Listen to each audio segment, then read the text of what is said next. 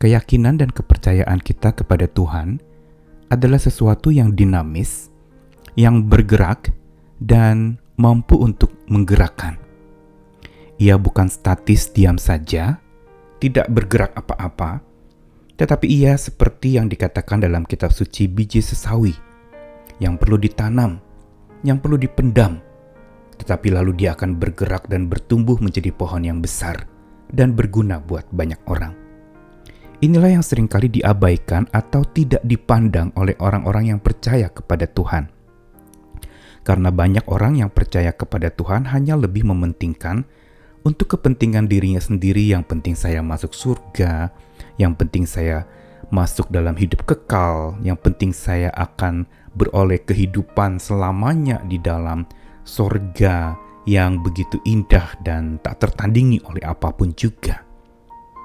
Iman yang sedemikian sesungguhnya memang bukan salah, tetapi belum lengkap. Karena iman yang Tuhan tanamkan di dalam hati kita harusnya justru membangunkan kita, tidak membuat kita terlelap atau tidak membuat kita dininabobokan oleh keyakinan kita. Ini benih-benih yang menunjukkan kepada arah kesombongan iman. Seolah dengan kita percaya kepada Tuhan, kita meremehkan segala sesuatu. Dan kita anggap bahwa orang lain pun lebih rendah dari kita. Kepongahan atau kesombongan iman inilah yang menyebabkan lalu iman itu malah menjadi bumerang yang menjatuhkan. Iman yang justru membuat kita dininabobokan olehnya. Iman yang membuat kita terlelap, bahkan akhirnya menjadi redup. Padahal sesungguhnya Tuhan ingin membangunkan kita terus. Bukankah kebangkitan Tuhan itu menandakan bahwa itulah iman yang harusnya selalu bangkit, tidak pernah terbenam di dalam sebuah masalah, tidak pernah larut di dalam sebuah keadaan yang membuat dia akhirnya tidak berdaya apa-apa. Tetapi iman adalah sesuatu yang mempunyai power, mempunyai kekuatan. Dia bukan melelapkan kita, tetapi menyingkapkan satu kebenaran untuk kita. Apakah itu? Saya Nikolas Kurniawan menemani di dalam Sabda Tuhan lagi hari ini di dalam Efesus pasal yang kelima ayat 13 sampai ke 16. Tetapi segala sesuatu yang sudah ditelanjangi oleh terang itu menjadi nampak, sebab semua yang nampak adalah terang. Itulah sebabnya dikatakan, bangunlah hai kamu yang tidur, dan bangkitlah dari antara orang mati, dan Kristus akan bercahaya atas kamu. Karena itu perhatikanlah dengan saksama bagaimana kamu hidup. Janganlah seperti orang bebal, tetapi seperti orang arif. Dan pergunakanlah waktu yang ada, karena hari-hari ini adalah jahat. Iman yang bergerak dan menggerakkan itu berasal dari Tuhan yang maha bergerak dan tidak pernah bisa diam ketika melihat umatnya mengalami berbagai macam pergumulan atau umatnya menyimpang dari jalan yang benar itu. Dan iman yang bergerak dan menggerakkan itu juga yang menyebabkan seseorang itu memiliki sebuah vitalitas rohani yang tinggi.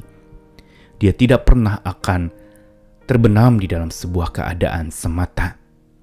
Efesus adalah sebuah surat dari Paulus kepada jemaat yang sesungguhnya sudah cukup bertumbuh. Namun ada penekanan yang penting untuk mereka, yaitu ada keterhubungan antara kedaulatan Allah yang maha menyertai mereka dengan tanggung jawab mereka. Harus ada respons dari manusia untuk supaya iman yang dari Tuhan, yang Tuhan tanamkan dalam hati manusia itu menjadi bertumbuh, menjadi menyala, menjadi bercahaya. Sebagaimana di dalam Efesus pasal 5 ayat 13 tadi dikatakan, segala sesuatu yang sudah ditelanjangi oleh terang menjadi nampak, dan semua yang nampak adalah terang. Karenanya dikatakan ada sebuah instruksi yang mutlak harus dimiliki oleh setiap orang yang mau hidup di dalam terang dan mau selalu diterangi oleh imannya, yaitu iman percaya kepada Tuhan yang maha terang itu dan sumber terang hidup manusia. Instruksinya apa? Bangunlah hai kamu yang tidur, bangkit dari antara orang mati, dan Kristus Tuhan akan bercahaya atas kamu. Instruksi untuk bangun dari tidur kita bangkit dari kematian kita merupakan sebuah instruksi yang bukan sekedar asal bunyi dari Tuhan. Adalah sebuah instruksi yang sesungguhnya dikaitkan dengan interaksi kita dengan Tuhan. Tidak ada instruksi dari Tuhan tanpa interaksi dengan Tuhan. Karena instruksi akan menjadi instruksi yang tidak mampu kita lakukan kalau kita tidak punya interaksi dengan Tuhan. Dan interaksi dengan Tuhan itu adalah sesuatu yang membangunkan, yang menyalakan api semangat dan cinta kita kepada Tuhan, yang membuat kita tidak terlelap dan tidur di dalam segala macam pergumulan berat hidup kita, atau larut di dalam kepongahan dan kesombongan kita, atau mungkin larut di dalam sebuah kehidupan yang kita pikir itu sudah jaya luar biasa. Mungkin juga ada yang larut di dalam kebahagiaan sampai melupakan sumber bahagia, yaitu Tuhan sendiri. Karenanya ketika perintah bangunlah, instruksi untuk kamu yang tidur bangkitlah dari antara orang mati, bercahayalah. Ini semua adalah instruksi yang semua berkaitan dengan interaksi kita dengan Tuhan.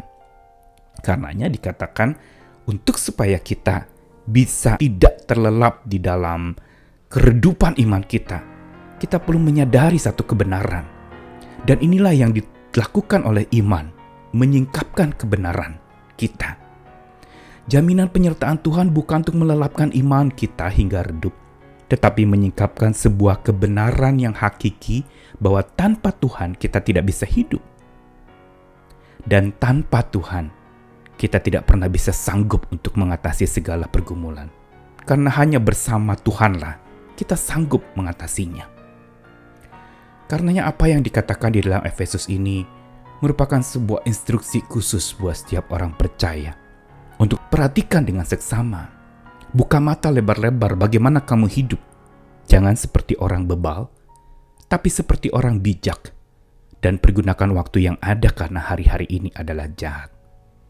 Tidak pernah ada yang tahu berapa lama waktu yang dipercayakan kepada kita sampai hari ini, atau sampai kapanpun juga. Karena Tuhanlah penguasa waktu dan Dia penentu utama di dalam waktu itu. Karenanya kita perlu tetap hidup di dalam sebuah pemahaman yang benar tentang penyertaan Tuhan. Yang bukan untuk membuat iman kita tertidur, tapi membuat kebenaran iman itu sungguh terbangun senantiasa. Sadar bahwa tanpa Tuhan kita tidak bisa hidup dan hanya bersama Tuhan kita sanggup mengatasi segala pergumulan hidup. Karenanya tetap berpegang teguh kepada jaminan penyertaan Tuhan yang membangunkan. Bukan jaminan penyertaan Tuhan yang menidurkan kita, yang meninabobokan dan melelapkan iman kita. Terbuai oleh penyertaan Tuhan yang merasa itu sudah cukup. Tidak cukup hanya sebuah konsep penyertaan Tuhan itu, tapi merupakan satu kekuatan yang harusnya menjadi spirit kita setiap hari. Harusnya menjadi sebuah iman dan keyakinan yang menyadarkan kita untuk bergantung sepenuhnya kepada Tuhan. Dan tidak berjalan sendiri, tapi selalu berjalan bersama dengan Dia. Dan juga yakini serta imani bahwa hanya bersama dengan Tuhan kita sanggup. Bukan saja kita bisa hidup, tapi kita sanggup menjalani hidup. Bangunlah hai kamu yang tidur, bangkitlah dari kematian hidupmu, dan teruslah hidup di bawah naungan cahaya Tuhan yang tidak akan pernah lelap menjaga kita, tapi sekaligus juga tidak akan membuat kita terlelap di dalam kepongahan iman dan keyakinan kita. Ayo bangkit, ayo bergerak, dan ayo menggerakkan sesama kita untuk hidup bagi Tuhan. Ayo semangat lagi dan semangat memulai kembali. Amin.